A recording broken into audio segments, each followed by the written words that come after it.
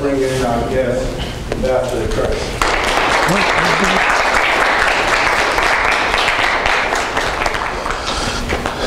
Thank you, Reginald.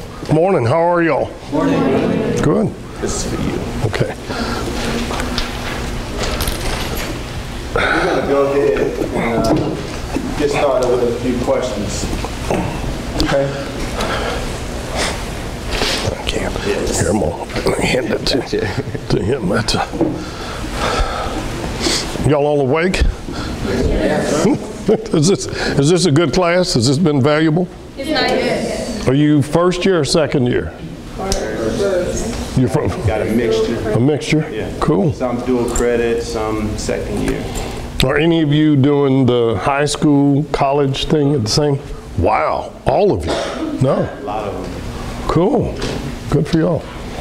Okay, let's get started. Okay, so let's discuss in summary your journey prior to moving to Dallas, as far as graduating from law school, working for Texas Senator Lloyd Benson, and your decision to go into politics.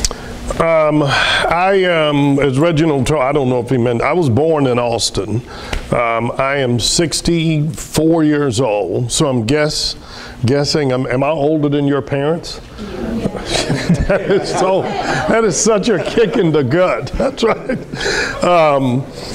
And I say that only just to frame kind of my journey and life's choices, because I think a lot of what we are called to do can be environmental, depending on when you're born, where you're born, what you see, and you may decide, you know, I want to grow up and fight for better immigration laws, or I want to fight for better jobs, or I want to fight for this.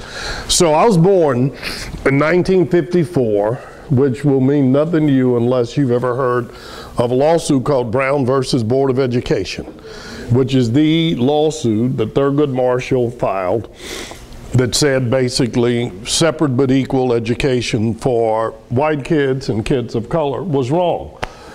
It was 10 years later, Thurgood Marshall had to go back to the Supreme Court in another case, and that's when the court made a ruling that they defined as with all deliberate speed, because basically a lot of the states ignored the ruling.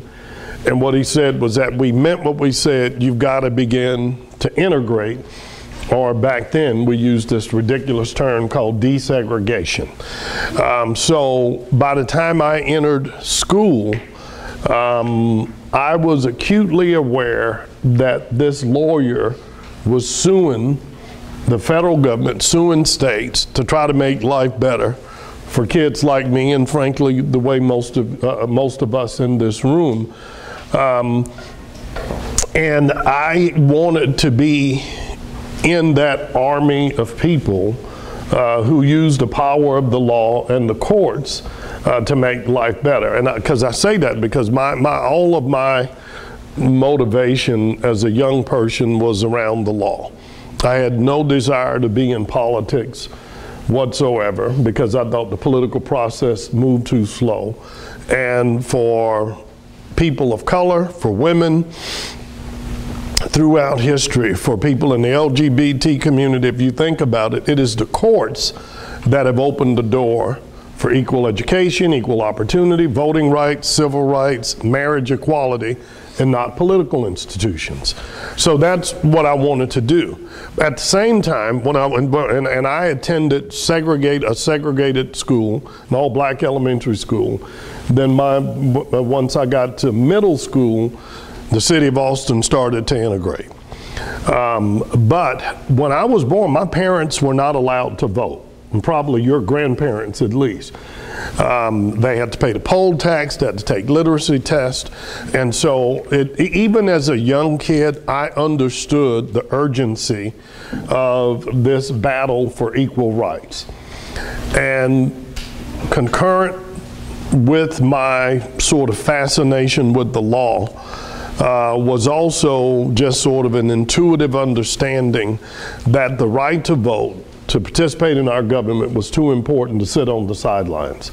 So for people my generation, probably your parents, the idea of not voting was just not in my DNA, because I knew people had worked really hard. And we always talk about Martin Luther King and Rosa Parks, but I promise you, your grandparents, other people of that generation, all over, principally, not just the South, but the Southwest, were equally engaged in that fight. So anyway, I finished high school. I was always a pretty good student. I was always actually a really good student. I was a little bit of a nerd. I wanted to, be the cool kid, the football star, because, growing up in the South where everybody's a football star, at least back then. And hell, I sang in the choir. I coined the term choir jock to get back at the football players. But I was a good student, but I didn't, and even though the University of Texas was 10 blocks away from where I lived, and I could see our state capitol from my front yard, I wanted to get away from Austin. So I went to Austin College. I don't know if you've ever heard of it. It's in Sherman, Texas. You don't know where Sherman is? Any of you know Sherman didn't, but anyway, it's about 40 miles north of Dallas.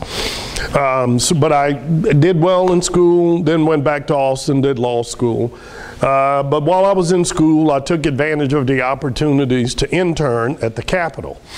And one of those was in my sophomore year in school, when the state of Texas attempted for the first time in 100 years to clean up its constitution. So they had a special call constitutional convention. I had taken a semester off school without telling my parents, so there was some urgency for me to get a job. And thank God I went up to the Capitol, started knocking on doors. That was also the time the first wave of blacks, women, and Hispanics had been elected to the Texas legislature. One of those women was a woman from Austin named Sarah Weddington, who was a 28-year-old lawyer, then one of the first young state representatives. Any of you know who Sarah Weddington is? Any of you ever heard of the lawsuit Roe versus Wade? Sarah Weddington is the woman who represented Norma Roe at 27 years old before the Supreme Court, and basically got the law to recognize that a woman has a right to choose over her own body.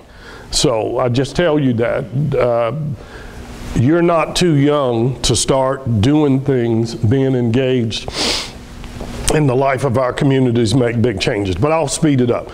But anyway, Sarah Weddington's chief of staff was this wild, crazy activist named Ann Richards, who had moved to Austin from Waco, knew my parents, and helped me get a job. And we became sort of lifelong friends, mentors. And as my career progressed, I graduated from law school, moved to Dallas to go to work, because having been in Sherman for 4 years, Austin College is the best place in the world to go to college. Sherman, Texas, not so much. So I spent all my time in Dallas. That's how I made the decision to move here. So anyway, I moved here. I was practicing law, fulfilling my dream of being a lawyer. And then as, I don't know if what do they call you, Dr. Gray? Y'all call him Reginald or Professor Gray? Or, Professor Gray mentioned, I had a chance to go to Washington to work for then U.S. Senator Lloyd Bentsen. And the relevance to you all is that I think all of us get confronted at a point in our life with kind of doing what we think we want to do. You go to school, you get the job you think you want, and then somebody comes along and says, hey, have you ever thought about this? And one of the things I shared with, I have two girls, they're 29 and 27 now. They just had birthday, we're between birthdays. My 29-year-old studied art history. My 27-year-old is a dancer. She went to Booker T. Washington High School in Dallas and then studied dance at MIT. And one of my mantras to them when your age, and still is when they were your age, is that a vision without a plan is a hallucination. And my point to them is that if you telling me I'm gonna spend all this money to send you to college to study dance, then show me the plan. Whatever you want to do, whether you want to dance, you want to be an astronaut, you want to be a lawyer, have a plan, and don't let anybody knock you off that plan. Now, again, all my life, my plan had been to be a lawyer. Now here comes this opportunity to go to Washington. I knew that would take me off my plan, but I also thought for a kid who had grown up in the segregated South and had basically done nothing but go up and down I-35, if you think about it. I went from Austin to Sherman to Austin to Dallas. And I thought, I need to see something different of our country. So I took that opportunity to go to Washington. I worked for Lloyd Benson for 2 years. It was life-changing for me, just because there is nothing, no matter what you think of our politics and how dysfunctional they are, for people even marginally interested in politics, working in the U.S. Capitol is like crack for political, addicts. Now, I'm not in favor of drugs, but I'm saying it's intoxicating. It was fun, but it also helped me understand the give and take of politics, how everything wasn't local, some things were global, and that was a great opportunity. And then 2 years after doing that, the city of Dallas called me and said, how'd you like to come back and build our government affairs program? And so I accepted that, one, because I wanted to get back to Dallas. So I came back, went to work for the Dallas City Attorney's Office, spent 6 years there, met an incredible woman who had moved here from Cleveland, fell in love, got married, had 2 kids. Lo and behold, get an offer from a prominent law firm, back on my legal track. Everything's working the way I want it. I got a brand new baby, got 2 babies, I'm making some money. And then that crazy woman, Ann Richards, calls me again in 1990 after she got elected governor and said, you know too much about law and government to just be content with being a lawyer and making money. Come go to work for me. And I told her I didn't want to go work for her full time because I had 2 babies in, but I did accept a number of appointments. And so in 91, she put me over the entire purchasing authority for the state of Texas. And basically told me, you better go change how things work for women and people of color.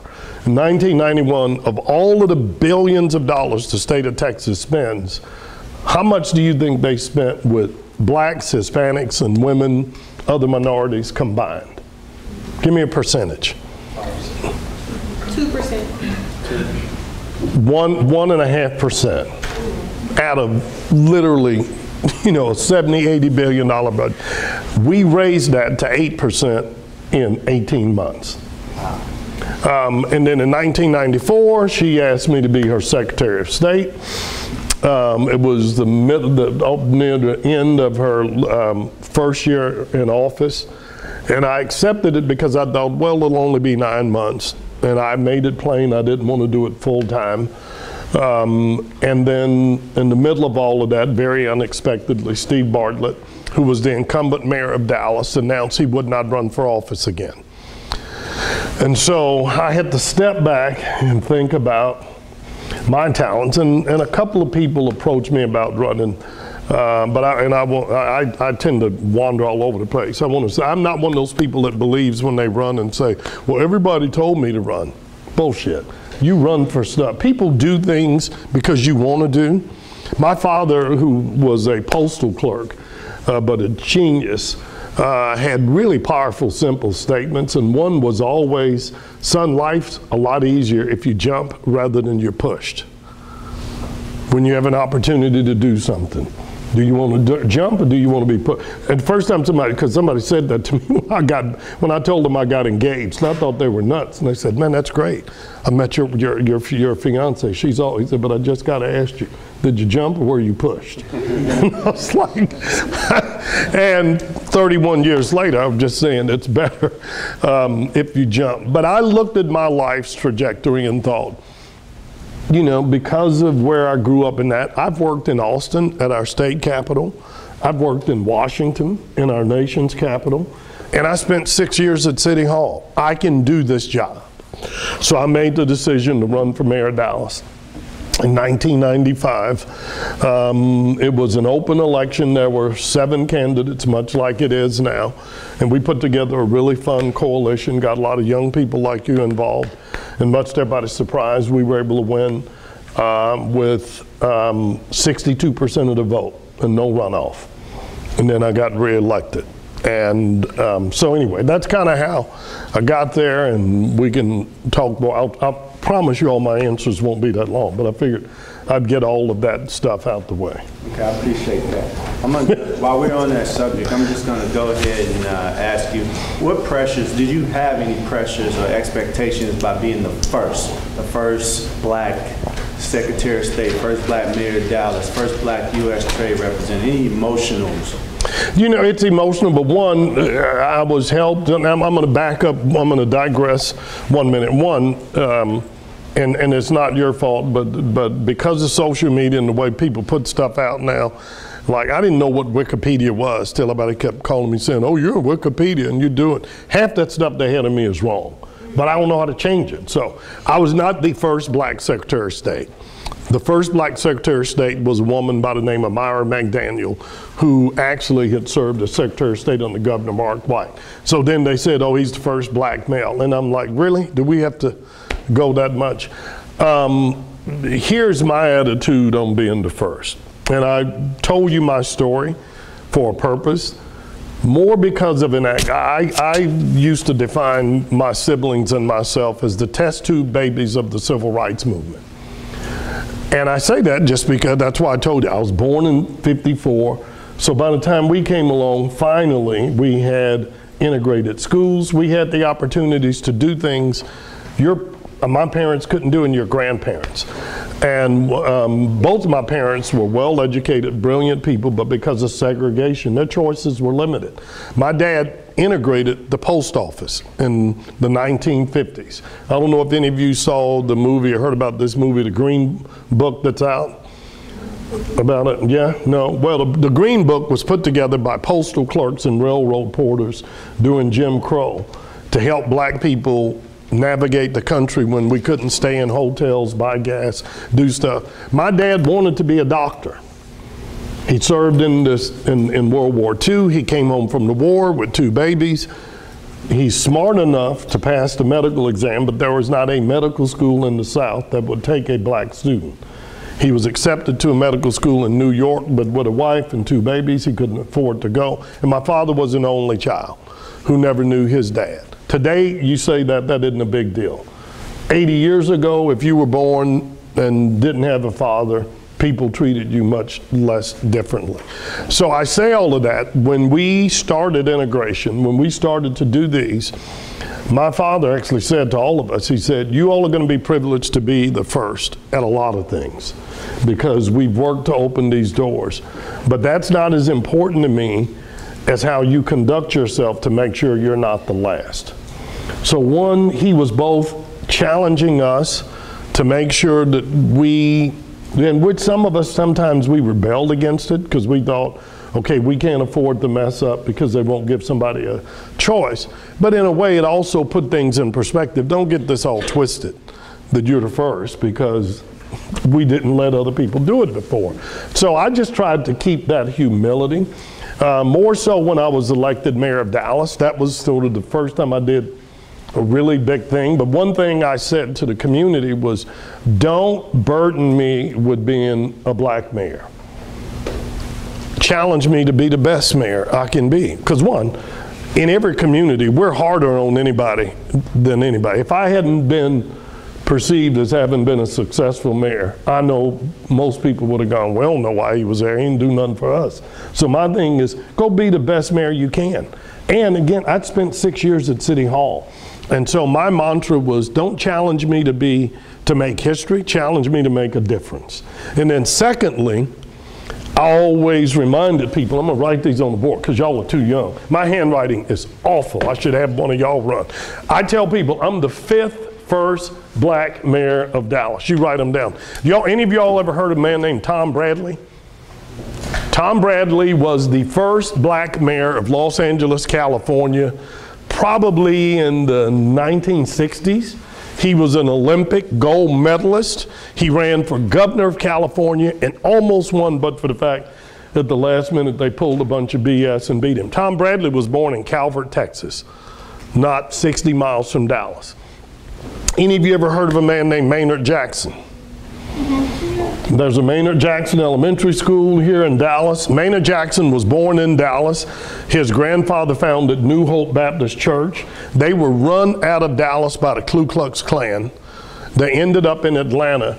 In the 1970s, Maynard Jackson was elected mayor of Atlanta at 34 years old and led Atlanta through what many people believe its biggest cultural renaissance. He was responsible for bringing, he came back, was re-elected mayor in the 90s, and he brought the Olympics to Atlanta in 1996, brought the Hawks, he's considered Atlanta's greatest mayor. He was born in Dallas, Texas. Any of you ever heard of the name Emanuel Cleaver? Emanuel Cleaver was born in Waxahachie, Texas, which y'all know is right next to us, went to Prairie View at A&M. Emanuel Cleaver, like Maynard, like Bradley, left Texas because of Jim Crow, ended up in Missouri. Emanuel Cleaver was the first and most successful mayor of Kansas City, Missouri. And then finally, Willie Brown from Mineola, Texas, right here next to Dallas, moved to California like Tom Bradley, became the longest tenured speaker in the history of the California Assembly, and then the first African-American mayor of San Francisco. I think he was elected the year after I was. So I say that just to educate people, but to ask, when you asked how I dealt with it, that kind of put me in perspective. No point in me sitting here puffing up going, oh, I'm the first black mayor, when I know not only could they have done it, there are plenty of women, plenty of Hispanics that could have done it. They were denied that opportunity. So I'd like to think of me as having been a steward of their efforts. I tend to see social progress. I love sports, but and when I do watch track, which I don't a lot, the one thing I love is waiting for the relays, the 440 relays, the mile relays, and a relay is only successful if everybody runs their lap and hands the baton to the next generation. So the way I see me having become mayor was each of them was running to hand the baton to somebody else to pass it to me. And then my job is to make sure I'm now creating opportunities to pass the baton to you all. Thank you. I'm going to switch the topic a little bit to education. As an advocate for education during your tenure as mayor, with your contributions and influence over the Dallas School Board, Dallas has started the Dallas Promise, which contributes toward free education for high school to community college and some universities. What are your thoughts on the future of the Dallas education in relation to the current workforce? Are any of you Dallas Promise kids? Okay, we started that when I was mayor with a friend of mine named Bob Thornton. It was called the Rising Star Scholars. And the idea was that those of us, particularly kids of color, that are A students are going to get a degree, they're going to get a scholarship, they're going to go to A&M, Texas, Harvard, wherever they want to go. The B students can get in most schools, but the bulk of our students who are going and doing and performing sort of in the middle get overlooked. I also was dealing with the reality that the overwhelming majority of kids, young people that are going to become our workforce, are going to come out of the 5 public schools in Dallas. And we only talk about DISD, but we have DISD and Wilmer Hutchins, Richardson, and others. And I'm going to take a little time to unpack this, because one of the things we were dealing with, now, I don't know if y'all follow the news, but I'm assuming you do. Like, there's all this noise right now about Amazon. Amazon was going to make a new corporate move, bring 50,000 jobs to a city. They decided to put 25,000 of them in Virginia, 25,000 in New York. You should read about this back in the news today, because New York, for whatever reason, balked on the price tag. So people are now saying, man, will Amazon come to Dallas? Part of your job as a mayor is to create economic opportunity. How do you get companies to say, I want to come here to work? The 2 most important things companies look for when they say, we're going to come to Dallas. One, people think it's taxes, but they generally want to know, how does your region overlay my business needs? You're in the middle of the country, you got a great airport, good workforce, but 2, it's all about workforce. Where am I going to find these 25,000 people? Dallas consistently loses out on a lot of those because of what was perceived to be the quality of our workforce, which when you drill it down means we don't think DISD Wilma Hutchinsons are producing the quality of kids that we need. They did. I'm just being honest with you. So what I did was go to the chamber and the mayor and say, look, instead of looking at this as a liability, you have to look at this as the greatest asset we have, because we have this incredible pool of young people eager to learn. And most of these employees are not looking for you to have an engineering degree from UT. If you've got a two-year degree from Mountain View, from Eastland, from a community college, they can train you to do everything. But we had a whole universe of kids that couldn't even afford to go to community college. So we came up with the idea that if you graduated from high school with even a C average, we would make it possible for you to go to community college for free. And we found that over the years, a lot of kids had said, I can't afford to go. Once you told them, you don't have to worry about going. You don't have to travel. You can go to college for free. We will make that promise. So that became the genesis of what's called the Rising Star Scholars, now I presume Dallas Promise. Secondly, I mentioned this lesson here.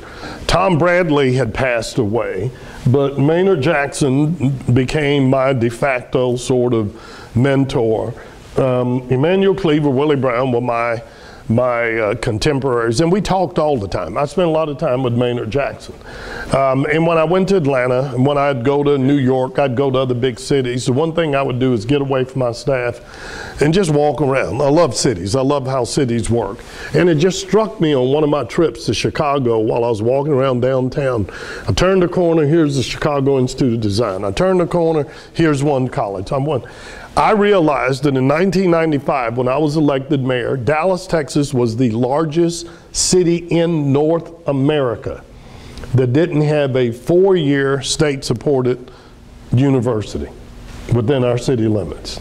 Now, why is that important? If you've got 70, 80,000 kids like you coming out of high school every year, and they don't have an affordable option to either come to Mountain View or go to a university, we're always going to be behind the curve on that workforce deal. So the other initiative we started was to get a state-supported school here.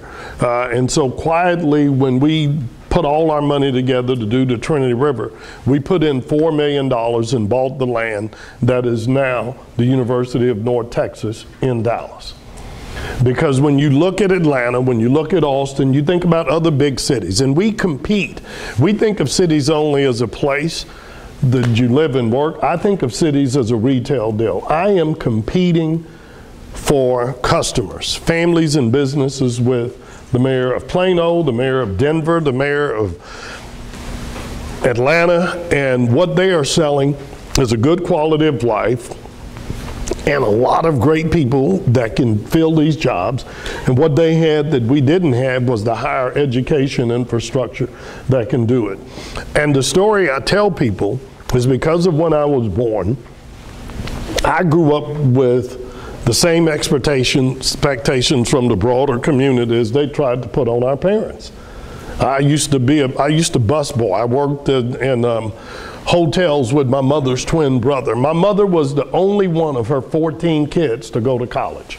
She became a school teacher. The other 13, either preachers, bartenders, waiters, laborers that didn't work. My mother's twin was a bartender, and I used to bus boy for him at 12, 13 years old. And what I tell people, I locked out all of the racial noise, the N-word. That crap didn't bother me because my father always taught me, you don't let somebody define you by what they think. But what I found remarkable is that none of those white people I waited on ever once took the time to look at me and say, hey, what's your name? What do you do? What do you want to do?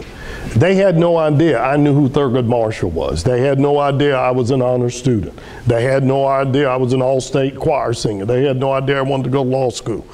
But I tell people, if you look at my story, in one generation, I went from being a busboy to the Secretary of State in the very state that wouldn't let my parents vote, and then the mayor of Dallas. And what I challenge people is, do not make the mistake of looking at all these young brown kids who may be mowing our yards or waiting on us or taking care of our kids and think that's a lawn boy or that's a healthcare, because they have no idea what's in your heart. They have no idea what's in your dream. They have no idea what's in your vision and that plan. It's our job to give you the resources to help make that vision come true. So that's why I'm so passionate about Dallas Promise, the community college district, and about education, because if you all have just a little bit of desire and a little bit of academic achievement to go with it, most businesses are going to train you to do the job that you got to do, like in Amazon.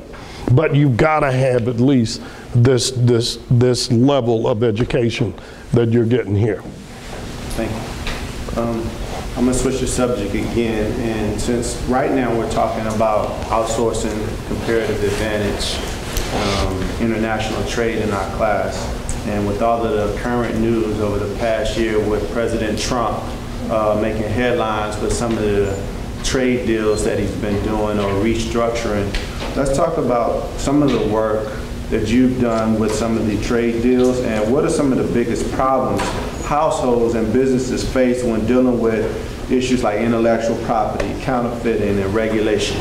I'm going to put a little bit over there. Here's why trade matters to you all. Good news is you all go to school in the most dynamic economic zone in the world. We have a lot of problems in the United States, but we ain't got nothing compared to kids growing up poor in India or Africa or parts of Latin America. We put our mess out here, and we know it deals with issues of race and all that, but for the most part, you're in the freest country in the world because you have two things a lot of other kids don't growing up in the world. You have access to public education, you have the freedom to do your vision and to make your own plan. Now, you have to overcome a lot of obstacles. A lot of other kids don't do that. More people come to this country because of our public school system than anything else in the world. When you talk to immigrant families, why they've come here from Haiti or from Cuba or from Africa, it is about our educational system. Now, then it is up to you to take advantage of that. So whatever you think of us, for the last 75 years, the two most dominant successful economies in the world have basically been the United States and Europe, what we call the trans-Atlantic partnership. The rest of the world's taken note of that. And my 3-minute history of the world the last 50 years, basically have seen every other economy, every other big economy in the world, embracing some form of democracy, which means we want to pick our leaders, and some form of economic opportunity, saying, I want to pick my destiny, not the country. That's why apartheid fell in South Africa. It's why the Soviet Union's no longer the Soviet Union, why the wall fell down. Slowly, the world has embraced these. What does that mean to you? It means now you have 3 billion competitors that I didn't when we were growing up. The United States, Mexico, and Canada combined are not 500 million people. China's got 1.5 billion people. India's got 1.5 billion, probably 1.2 billion in Africa.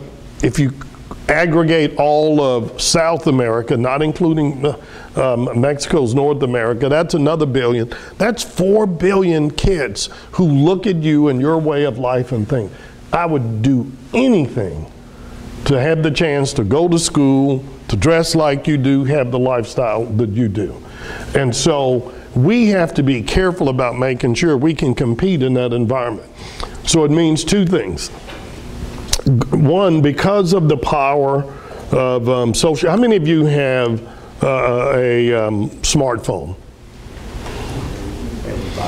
How many of you have ever bought anything online? Oh, yes. Okay, my kids make fun of me because I bought I bought my first thing on Amazon only 3 years ago. I'm not the only one. I'm very slow. But my point is, because of your smartphone and that, I can't tell you how to shop. Whatever you want. If you can't find it in the store, you go online. Y'all do more stuff than we don't know about. Next thing you know, all this stuff showing up at the house. That's the power of global commerce. Nothing Donald Trump says or Ron Kirk says is going to change you from using technology to wire around it and buy what you want. As long as we are producing the products people want to buy and sell, we can win at that game.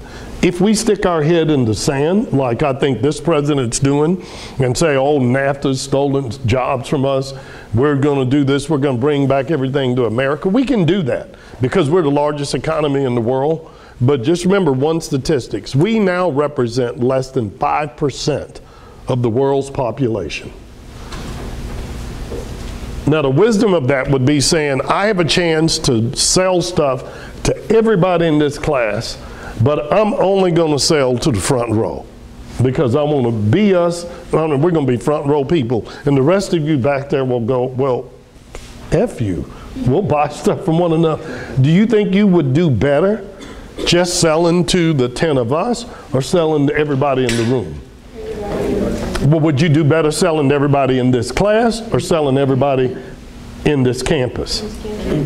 Would you do better just doing business at Mountain View or doing business among all, how many community colleges are there? 7. All 7 community colleges. The bottom line, business is about how do you find the most people willing to buy what it is you're selling? And whether we like it or not, global trade agreements are the way that we do that. And when you open up for competition, if you're not the only one selling, if 2 of us are competing, then that means I got to make my Nikes a little better than your old Adidas. And then when this kid comes out with Under Armour and comes up with moisture wicking stuff, Nike's got to step up their game. And if I come up with a smartphone that's got an app, then Samsung's, the advantage for you to consumers, when you go to look for a smartphone, you got a ton of choices, and they're cheaper. Now, what's got everybody upset is everybody's going, yeah, but who's making that stuff? Who gets the money for making it? And that's where we do have to be careful to make sure we're creating an economy that works for all of us. But we have, short term is we have to be in the game.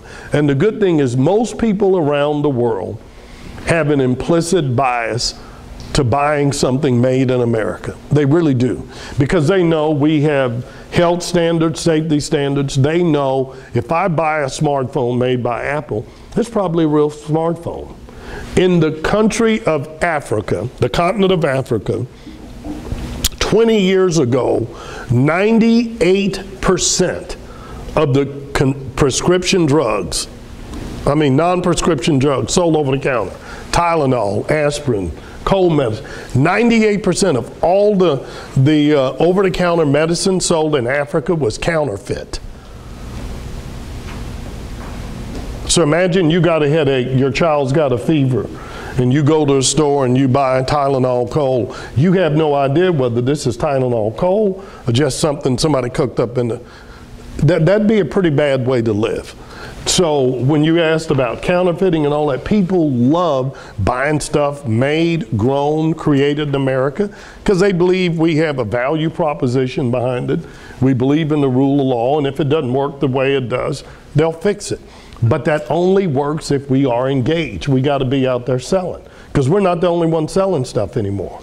Now you've got Europe, you've got China, and you've got others. So that's why global trade's important. Secondly, and I'll say this, how many of you are bilingual?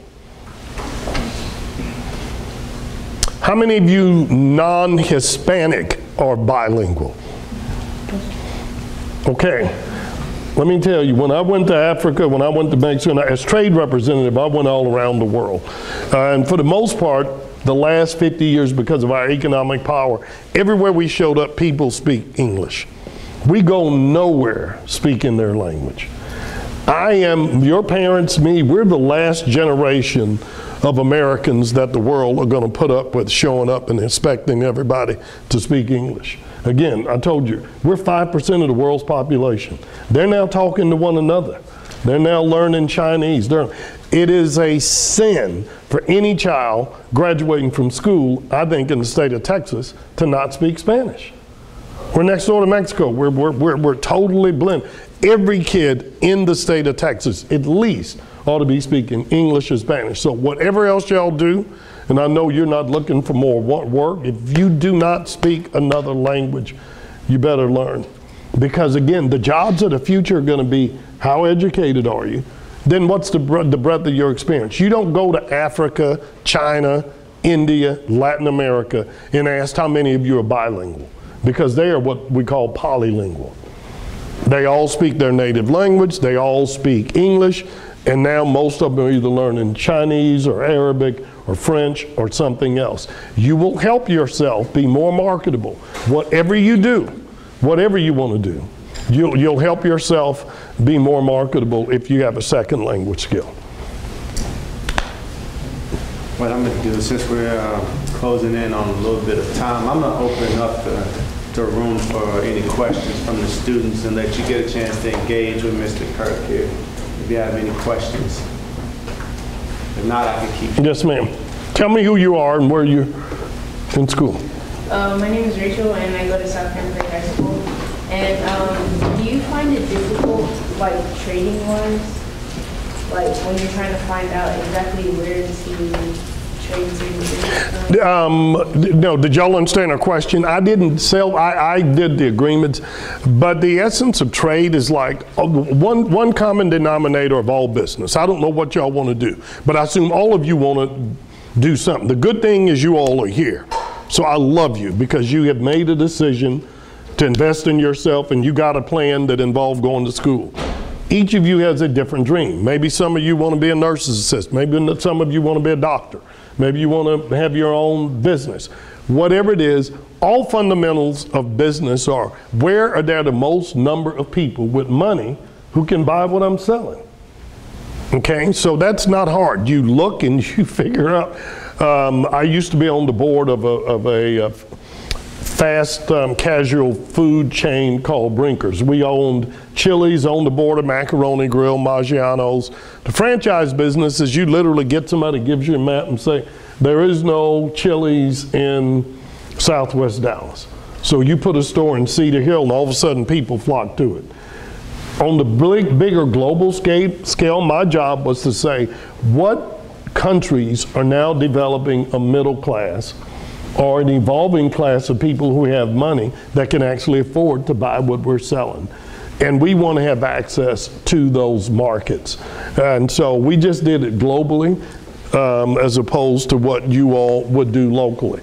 And then but the one power, again, depending on what you all do, the power you have that's flipped trade and business on its head is social media. Because you put something out and say, hey, I'm doing this, I got a product, somebody buys it and says, wow, I bought X from so-and-so, it is the best, and then all of a sudden you can be flooded with orders. But you got to have enough business sense then to know if you're going to go out on social media, and all of a sudden instead of selling 100 of what you do a month, now you could be selling 2,000.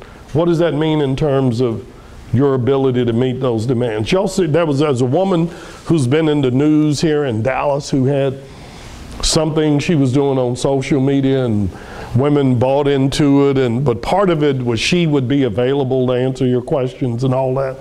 Her business took off, but she was trying to do it by herself. Instead of having 2,500, next thing you know, she's got 25,000. And all of this, you text me anytime, I'll text you back. People weren't being called back, people weren't doing the next thing you know, she's on the news, everybody's mad at her because she didn't work that plan. But anyway, the essence of trade is simple about where's the next emerging economies. And if you all at least pay attention to this a little bit, you'll hear one acronym called the BRICS, and that means Brazil, Russia, India, China, and South Africa.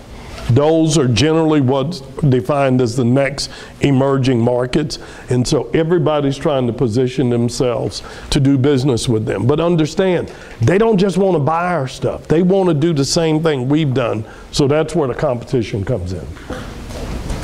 Yes, ma'am. I'm Promise McCree, and I go to South Bend Ferry. And I wanted to know, do you feel like you've accomplished everything that you worked for, like that you worked hard for to do? Do you feel like there's more that you need to accomplish? Did y'all hear a question? She asked if I've accomplished everything. No. Anybody that sits and says I've accomplished everything I wanted to do is lying or grossly overinflated with themselves. These are big jobs. They're hard jobs. And it still bothers me too many parts of South Dallas and West Dallas look like they haven't been touched in the last 40, 50 years. Am I proud of the fact that I passed, now we'll go through my brag stuff. I passed the Trinity River program that started that. We built the bridges you see on TV. We built the American Airlines Center. We brought the University of North Texas here. We got a lot of stuff we start, but there's still more to do. And the other thing for that is I want to always be dreaming. I don't want to be bored. I'm only 64. I mean, I'd like to, if I say, well, I've done everything I want to do, I can imagine I cuss too much, but I do have there is a spirituality in me. I think when you get that comfortable with yourself, the big guy might go, well, let's just bring you home, cowboy. Since you're so bored, you ain't got nothing else to do, then come on up here and sit by me. So I always want to find a new mountain to climb, a new challenge. There's always somebody else to help. I did learn, as much as I love being a lawyer and I'm back, I found out as mayor, I like building stuff. And not just I like doing things that help people go to work. So one of the projects I'm working on now is I'm part of a group and we're trying to build a bullet train. There is no high-speed rail in the United States. You have it everywhere else in the world. So we're trying to bring a bullet train between Dallas and Houston. And we're getting pretty close. And if we do, that'll put 1,500 people to work. It'll make it cheaper. You'll all be able to get on a train and go to Houston in less than an hour and a half. Or go to College Station in 45 minutes. And we're going to do variable rate pricing for students. Like in the East, my daughters both went to New York. They have this thing called Megabus. They're stupid cheap. If you're willing to get on a Megabus at 10 o'clock at night, it was like $25 to come from New York to Washington. We're not going to be $25, but if you're willing to take the train, 10 o'clock on a Friday night, we're going to charge you less than charging Reginald to go down the middle of the day. I remember one time Tell me your name. Oh, I'm sorry, my name's Daniel. I remember one time they were trying to build a monorail, and it was going through partly through Oakland, nearby Jefferson. There's a section of the monorail that was just they never thought of bringing that back. No, because that's like saying, I'm thinking with all this electric car and get away from gas, why don't we bring back horse and buggies? Well, monorail's great for Disney World, but not for every day. No, we want to be next generation. Monorail's old technology. Some people tried to do that to divert us away from DART, which we also helped get going. But to your point, part of our challenge in life is have that vision, wanting to be great, be the master of what you want to be, whatever you want to be. When you walk in the door, you got to walk in with confidence and say, you need a new blank. I am your man. I am your woman. I know my stuff. But you always want to be improving yourself. Always invest in your stuff. You can go online, find out what other people are doing, find out another need, because there were your grandparents, my parents, were able to say, I worked at the post office, I stayed 40 years, I got a pension. You all are going to change jobs every 4 or 5 years. It's just the nature of life now. And what you want to do is have the skill set to say, I'm good here, but if Reginald called you and said, have you ever thought about doing this? Say, that sounds interesting. Let me go and do that. But no, I don't ever want to be satisfied. I wake up most days thinking, how can I be better? How can I be a better father?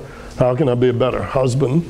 I'm preparing myself now to be a grandfather if my girls will ever get a date, get a boyfriend. They won't let me talk about it because they say that's too much pressure, but I'm like, get busy. I want me some grandbabies. I'm going to be the best, coolest grandfather ever. And I'm not going to play fair. I feel sorry for my in-laws, whoever they are, because I'm not going to play fair. I'm going to, whatever my grandkids want, Papa K, I already got the name. PK, they can have it. My name is Mark Finalison. This is my second degree in nominee. Awesome. And my first one was funded by grants. And what I've noticed is that you say we're the only 5% of these billions out there.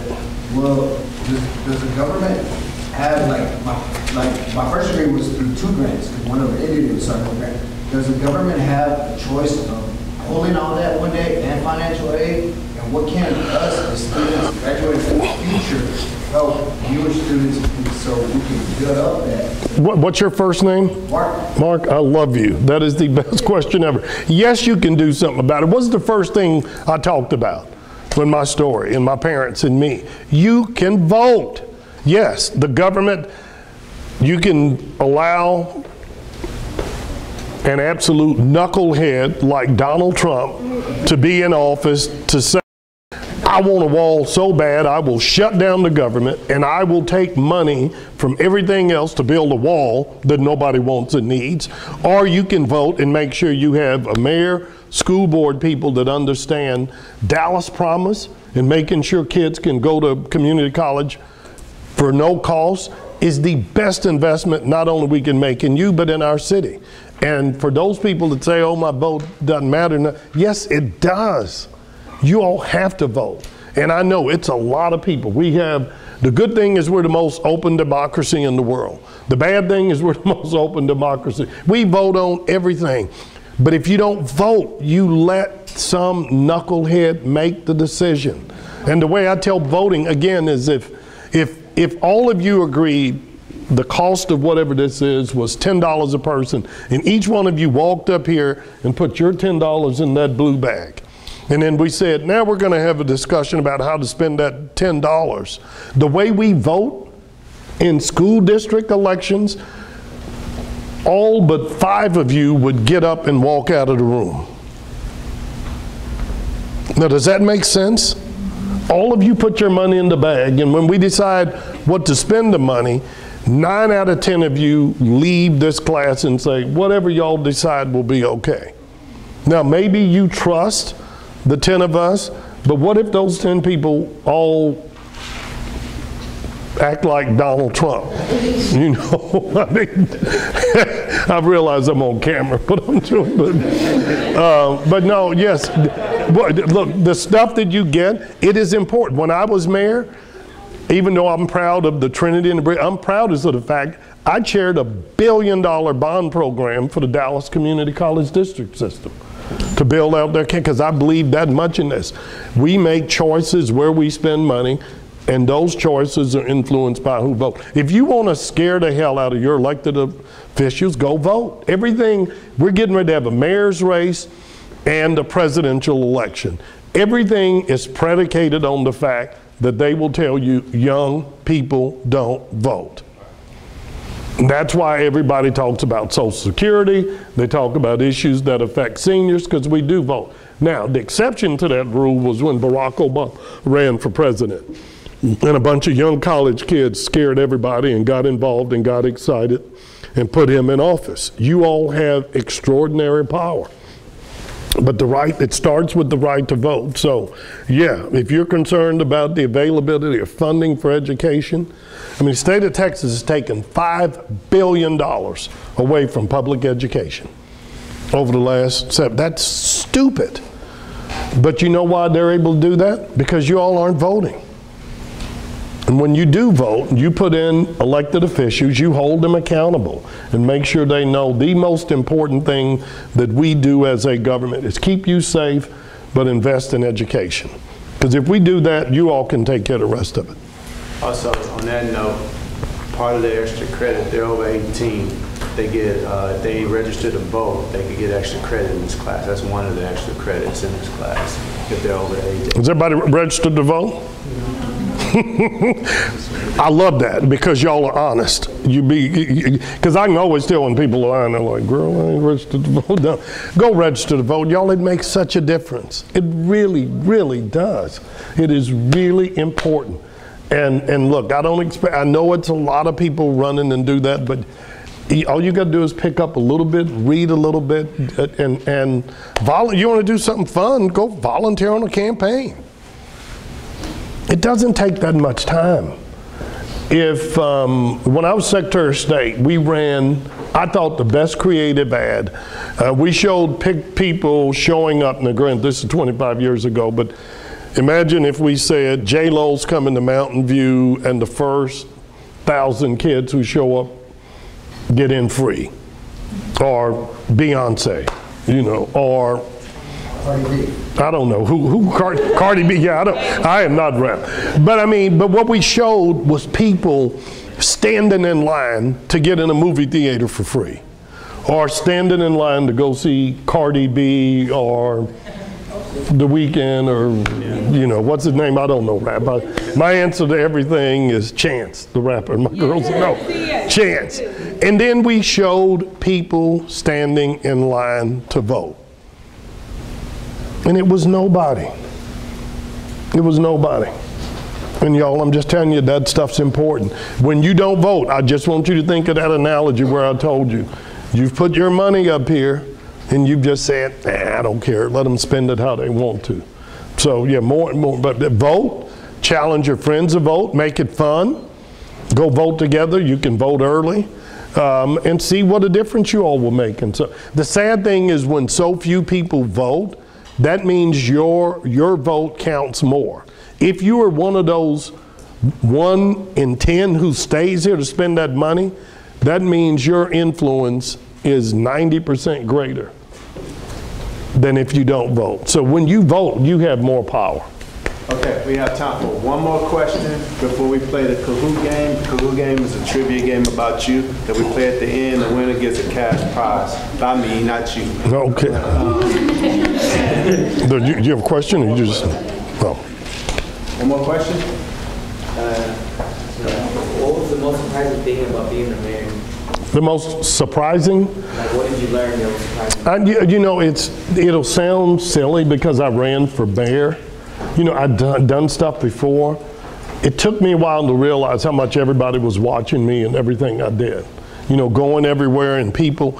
What I found fascinating was how people not born in this country, people from the international community, all knew who I was and my name.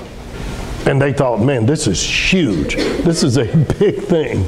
And that was both gratifying and humbling. But I'm one of these people, I wake up joyful. If I had any gift from God at all, I just have a happy spirit. I wake up and I'm happy because the moon comes up. I'm happy because there's been a ladybug in my closet for the last 3 weeks. It is. It is. I tell people joy is in the moments. You have a choice. I do. I tell my girls that you have a choice every day to decide, am I going to approach life with a positive spirit? Or am I going to let people validate the fact that Dallas is a racist, sexist, ugly city? Because if you're looking for that, every day you will find something that says we're a racist, sexist, homophobic, anti-immigrant, anti-whatever. If you believe there's joy, you'll find something every day that'll make you smile. And I just find if you have a good spirit, life's not hard. People like being around happy people more than they like being around grumpy people. And if nothing else, just resolve. Don't be the killjoy. Don't be the person always saying, you can't do that, why y'all doing that? I had a fraternity brother. We went to school in Sherman, Texas. There were 3 places to go eat. Nowhere else to go. Once a week, we'd have enough money to go off campus, go to eat. We'd invite this guy, and he'd always go, where are y'all going? Where else are we going? Who's going? We're like, what difference does it make? Do you want to eat? And you know what? After about 4 weeks, we just cut him out. And he was, we would always say, we'd say, Horace, we're going to go get Mexican food. I don't like, no, we'd say, Horace, where do you want to go? And I remember this guy's name to this day. I ain't going to use his last name. But we'd say, Horace, where do you want to go? He goes, y'all pick. We go, no, Horace, please, you pick, because you don't like him. He goes, no, wherever y'all pick. We go, all right, we're going to get Mexican food. That's too spicy. We're going to go get hamburgers. We're going to go get hamburgers. We had hamburgers last week. Horace, where do you want to go? And I mean, you got friends like that. And you know what? After a while, you're just like, girl, she's too much trouble. Let's just roll. And you know what? And then they're like, well, why didn't you invite me? It's like, you don't want to go. Be joyful. Be happy. Love what you do. And remember, if nothing else, vision without a plan. And it ain't a plan until you write it down. I don't care whatever you think I'm stupid. Whatever your dreams are, write them down. You treat them differently if you write them down. And I don't care what anybody tells you. I don't care if friends make fun of you. I know I'm going over it. You don't know how much crap I got because I sang in the choir and my mother was a teacher and you talk white and you do the, and I'm like, what does that mean? I talk white. My mother's a teacher. She slaps the crap out of me if I don't pronounce my words, use my, but you know what? I look at where I am now, and I thank God that I didn't let anybody knock me off my dream. Don't you do it either. All right, let's play. What's this game called? Hoop. All right, let me tell you this, because I don't want him going in his pocket. No. I'm not going in my pocket, but I'm going to do something better. The winner gets my next 2 tickets to the Mavericks game. And you don't cheat, put that phone down. You can't, oh, you can't use the phone. Oh, can y'all use social media? And I'm just telling y'all. So I will give him 2 tickets to my Mavericks game. I have 2 tickets and a parking pass, and y'all got to know, since I built the building, I got good tickets. What law firm does Mr. Kirk currently work for? I said at the beginning of the class. Keep going. Okay. Gibson and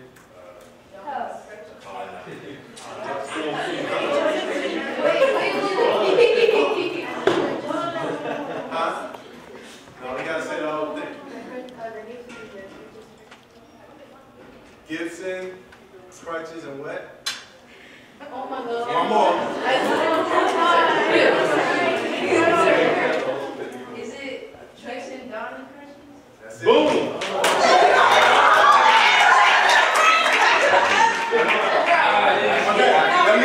Let's do this. I'm gonna have you come up to the front and let's take a picture with her.